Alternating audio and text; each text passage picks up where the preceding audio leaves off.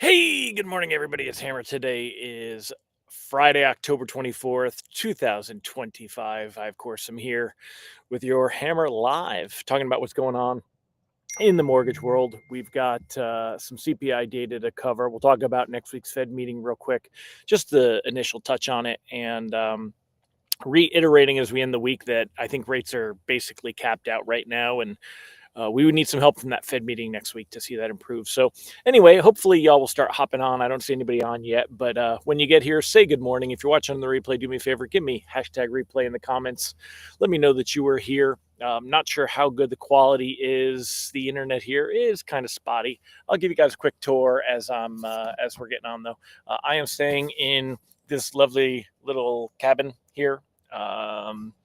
This morning. We already had a nice fire going, but that's all done. So it's chilly out here this morning. I think it's in the 40s. We're right outside of Chattanooga, right in the Georgia border. So good morning. Oh, funny. It shows the names odd at Lending by Angela, at Michael Scott Love, at Raymond Stevens, at Mortgage by Yasmin. It's showing me your YouTube names. That's so odd. Well, good morning, y'all. Good morning, Yasmin, Raymond Stevens, Angela, Michael Scott, Rob Smith, Carly. Anyway, good morning, y'all. Great to have all of you here. So, let me know real quick, if you don't mind, how is the quality of the internet? It seems like we're pretty decent right now. It doesn't look as bad as I thought it might be. I was having some issues before, but maybe we're having a good little window. So, let me know in the comments. I would love to get some heads up on that.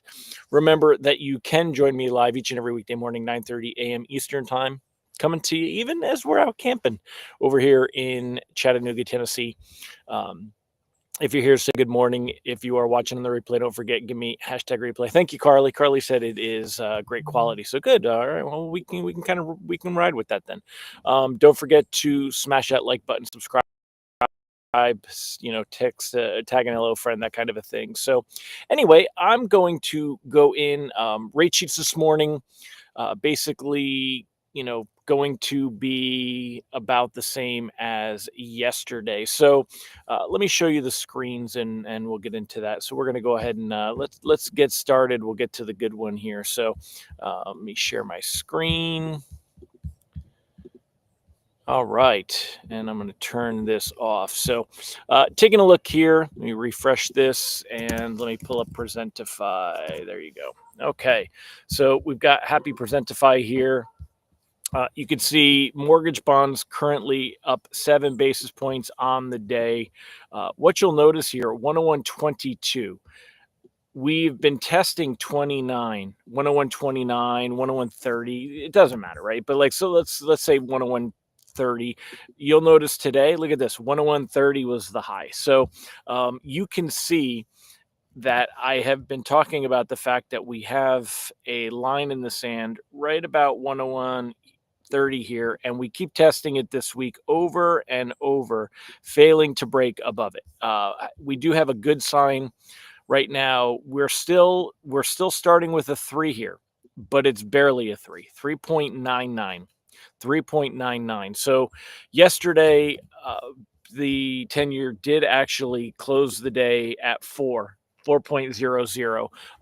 And in the text alert yesterday, I actually said, especially ahead of the CPI data, to go ahead and lock. And, picking up 7 basis points off yesterday is not going to make any difference between yesterday's rate sheet and today. We didn't see enough movement weak yesterday to cause reprices worse. But if you notice, it did move down. So pricing came out right about here. We're right about at that same level right now. It's just a hair lower. But yesterday, like I said, you can see it here. We were mortgage-backed securities went down. So this 7 basis points basically just helps us recover some of yesterday's losses that we had right here through the afternoon and into the late afternoon here. But the bottom line, it does not look like we are in a position where we're going to see rates really improve. So if you are risk averse, if it's closing the next couple of weeks, basically look at your timing. We need to get into Wednesday's Fed meeting, and the Fed meeting is the only thing that's going to help us. So, but let's go ahead and talk about this morning's CPI inflation data. It was a smidge higher than August. August headline came in at 2.9, uh, came in at 3.0 for September. The expectations were for 3.1, and same thing with core. Core came in at 3.0, expectations were 3.1. So it's just slightly better than what was expected. We saw bonds improve a little bit to start on that, kind of a knee jerk reaction of improvement, but then they kind of settled back down, gave up about half the gain. So overall, this basically just kept things status quo. We are ending the week with rate sheets that should be pretty much the same as what we saw at the beginning of the week. We get consumer sentiment data at 10 a.m. Right now, it's 9:35. So when we get that consumer sentiment data, that could tweak things down a little bit, and as rate sheets are coming out, so it's not likely to cause much improvement, but it's possible that you could see a little bit of a reaction that could be negative if the data comes out negative. So overall, though, everything's remains basically the same after the CPI data. Markets are still pricing in two cuts this year, one next week and one in December. Expectations of a January cut still a little above 50%. Really no change. This CPI data made no difference. If we want to dig deeper, I'm not going to spend a lot of time on it this morning because I'm out in the woods, but the owner's equivalent rent came in lower, much lower, like similar to what we saw in 2021. That's a housing related one where if a homeowner were to rent their house, what would it rent for? And there's arguments that we're starting to see the immigration crackdown help the rental market. It's not going to help the purchase market as much, but it's supposedly helping the rental market. There's less demand, and therefore you'll see rent prices come down a little bit. I don't know if that's necessarily true. Sometimes this data just seems kind of collected, but not right. No real concerns. Again, as I talked about yesterday, no concerns that the CPI data is not legit. That data that came in was gathered all through September.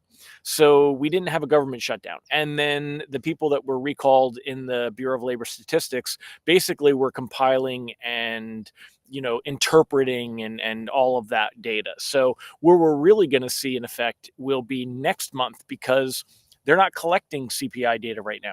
So they're not going to have anything to really form that CPI data for October when we get that November report. And it's funny because I actually saw Bloomberg. I talked about that yesterday, and I saw somebody on Bloomberg, one of the talking heads, bring up that same thing. So that's what we got there. Yeah. Good morning, Mr. Tickle. Yep. Outdoorsman. I love the outdoors though. But anyway, so as we get through Friday, there's no urgency to lock anything. However, we have a lot riding on next week's Fed meeting, and it's not the meeting itself, it's Powell's press conference, right? But we've talked about the reasons why rates are capping out. The technicals, we're not seeing bonds get any more push. Mortgage-backed securities, that 5.5 coupon has been bouncing around that 101.30 level right there, 101.29. Again, it doesn't matter. But it's right there. We have not seen it break through and hold. It was barely above for a day, but didn't hold. 10-year Treasury just flirting below that 4.0 mark, but it's not moving lower. We haven't dropped into 3.9 to 3.9, 3.8, anything. We're not seeing it move lower.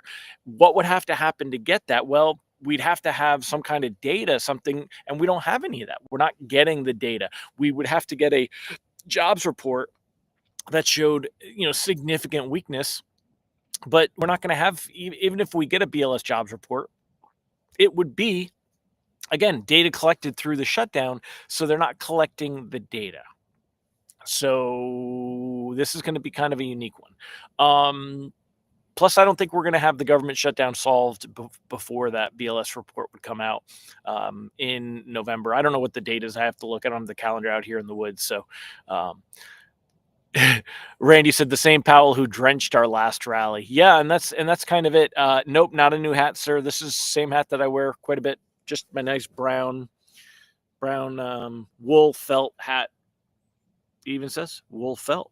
There you go. So keeping the head warm in the cold weather. So yeah, I don't think that next week's Fed meeting is going to help rates, but it's possible if you want to keep our options open. Loans that have time that don't close until after November, at least we have no urgency that we're going to see rates move higher. But it's unlikely right now. It does not look like we're going to see rates really move lower. We need something to happen to cause it to happen. Right now, markets are fully pricing in the Fed rate cuts. They're pricing in inflation the way that we've seen it. There's really no reason to expect bonds to improve, which would bring better rates. It's not there yet. So, um, good luck with trying to convince consumers of that, but that's kind of where we're at. So, anyway, I am going to wrap it up today. And thank you all for joining me again. Here's a quick look out here. It's beautiful out here in the woods. And I am glamping. I'm not tent camping. Camping in the, however, the bed on that thing is like sleeping on the floor. It is a thin little pad on a thing and not much to it. I'm getting old for that shit, but it's still a lot of fun. So, my hat looks blue gray. Oh yeah, it's just the lighting. No, it's my brown hat. Just my brown hat. So, all right, y'all. Well, have a fantastic weekend. I, of course, am going to go and do some stuff here in Chattanooga with my wife and some friends that are camping in this same campground. They all have campers. We always rent the cabins because I don't want a camper. So, 83 degrees by Segaloff. Where are you, dude? Are you? I don't know. Also, if you're in Fuse, have fun at Fuse today. All right. Hopefully, you guys are rocking it. I see my numbers are down a little, so I know we're missing some Fuse people. Some names that I don't see on here, I know that are at Fuse. So hopefully, they have a fantastic day. All right, everybody. Take care. I will see you on Monday.